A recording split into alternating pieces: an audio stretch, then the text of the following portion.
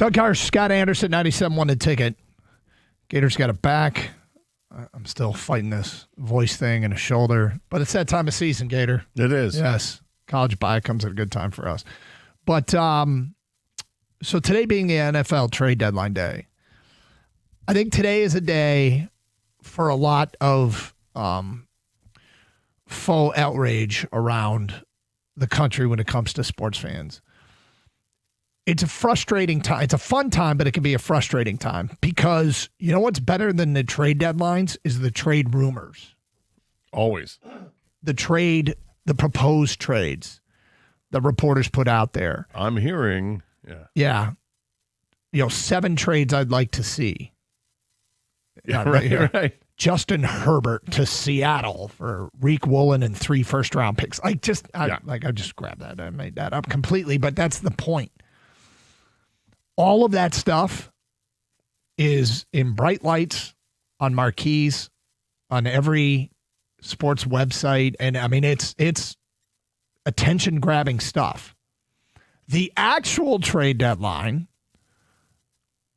it never lives up to the hype because the hype and the interest is sky high. So what happens is when your team makes a trade and it isn't acquiring an all-pro player, or you didn't sell you're in a town that's selling and you didn't sell your guy for 3 first-round picks, people get mad. And it's because I hate to do it because I've been a part of it. I've been in the machine. I know how this works. I know it's fun to talk about. It creates unrealistic expectations. What is a realistic expectation of what the Detroit Lions do? Well, there is some real stuff out there. People are still mad about last year's trade deadline. Why? Because they went out and they addressed the edge rusher spot, but not the way they wanted. They wanted Myles Garrett. They wanted Max Crosby. They wanted Trey Hendrickson. Instead, they got Zadarius Smith. Zadarius Smith helped them. But it's almost forgotten because it wasn't a marquee player. Okay, so this time around, are they going to get a marquee player? Well, I just want to know, and this is my ask of Brad Holmes, given where this team is and given what we have seen so far, I want to know that Brad Holmes feels like he needs to make a trade.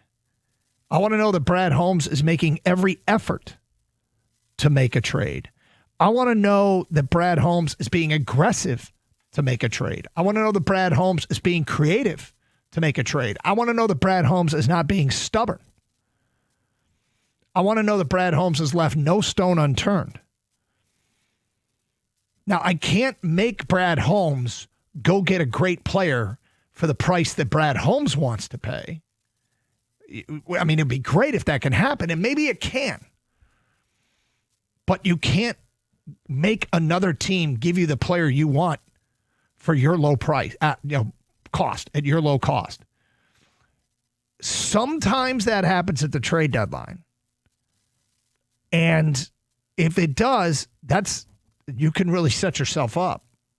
We have often cited the Snacks Harrison trade, which was for a 6th-round pick. Randy Moss was for a 4th, historically. So every once in a while, a deal like that can go down, and I just want to know that Brad Holmes knows about it. That Brad Holmes is in the mix, and that Brad Holmes is trying to address the positions of need on this team. If we get to 4 o'clock and no deal was done, the thing that Brad Holmes needs, if no deal is done, is to know, it's almost like he needs to float out there what the asking price was, which nobody ever does. No, he can simply say, look, the asking price was just too high for us. We did not feel comfortable in doing that. And I think you do that. I think you said it to protect yourself, and particularly when it comes to a player that wasn't traded after all. Like, he didn't go to anywhere else. Right. And they're like, look, we tried to make it happen with a couple of people, but the asking price was just too high. And in the end, those players weren't moved at the deadline. So I don't know how serious the other side was. You could say something like that, and that, I think, appeases a fan base. The problem you run into is when a player that everybody covets ends up getting traded to somebody else. Like if Trey Hendrickson goes for a 2nd-round pick, to San Francisco. That I think would rile fans up here. Right. And if you could say, well, San Francisco wanted our first Cincinnati wanted our first, but because they think San Francisco's second is going to be better than Detroit's second, then you could say, well, why didn't Detroit offer a second and a sixth? Well, that's the thing. Yeah, right. Yeah. Or a pick swap later in the draft. Like you can sweeten it without not going the whole first rounder. I mean, I do find it Hendrickson's probably the one player that I'm not even sure he would help them. The Lions? Yes, but I'm not sure. First of all, he's got to be healthy, and let's keep that in mind. He was out of the game this past Sunday, and he's been dealing with a hip injury. That there's some speculation that he might have come back too soon, and that he might be out longer term here, which should not be dismissed. That's a huge factor. If you trade for Trey Hendrickson, you win the day, but you don't want to lose the trade. But I do find it curious. Hey, man, it's trade deadline day. There is less than 6 hours to go, and nobody's given up a first-round pick for Trey Hendrickson yet. Why hasn't it happened yet? If you had a deal in place to get Trey Hendrickson and you were willing to give up a first-round pick, wouldn't you want to pull the trigger and not? Maybe Cincinnati's holding out for a better offer, but it feels to me as though, and they just unloaded a linebacker this morning to Dallas. Look out, here come the Cowboys. Well, right. I mean, they unloaded a linebacker, so that's from their defensive side, which is already their bad side. And this is a team that scored 80 points in the last 2 games and lost them both. And Chase Brown, the running back, had some comments after the game that some people looked at and it was a direct shot at the defense. And in some ways it was, but. Oh, I think it was. Yeah. And he starts off on the right path and then strays. And then next thing you know, his team's taking shots. I can't imagine he's probably all that happy today, or anybody on that offense is happy today. Like, wait a minute, you just traded away the defense.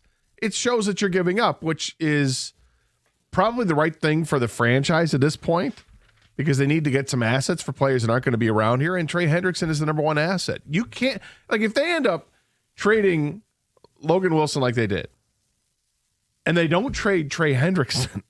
Yeah. What does that say? Well, I mean, it might tell you that nobody's willing to pay that price for a player that is a rental and injured. I mean, giving up a first-round pick for a player for, 9 games guaranteed is not, it's not, you don't see it that often. That's a little concerning, right? I mean, I think initially when we were talking about this before the season began, we're like, first-round pick, because you're talking about 17 games. Yeah, now you're talking about a truncated season for a guy who's actually hurt right now. It's not push button, yes, absolutely make the trade, for 2 reasons. One, what I just explained, that it's only 9 games and he's damaged goods. And B, more importantly, I don't think it's the number one priority for this team. No. If I'm going to give up that top pick, if I'm going to give up a first-round pick, I'm hopeful it's not for a rental player, that it's going to be for an offensive lineman that could be here for a couple years. Yeah, now there are offensive linemen that are available, it appears, and there are more teams in the last week that appear to be added to the sellers pool, which is good. By 4 o'clock today, do you think the Lions will make a trade? Yes, yeah. I think they will make it. I think they're going to acquire a couple of players. I do too. Kang, do you think they make a trade today?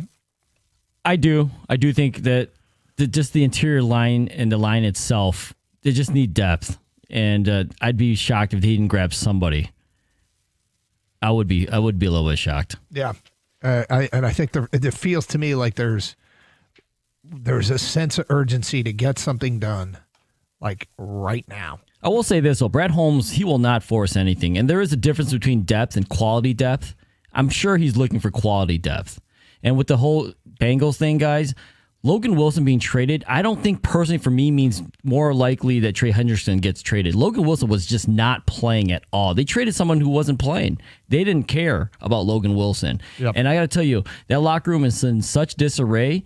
If they do start trading off defensive pieces like Trey Hendrickson, it ain't going to help that locker room and the culture, what's going on over there right now. I know outside looking in, they should just move everybody and start over. But inside that locker room, they don't want to give up. It's funny you bring up Logan Wilson not playing. Now there was Jair Alexander in Baltimore.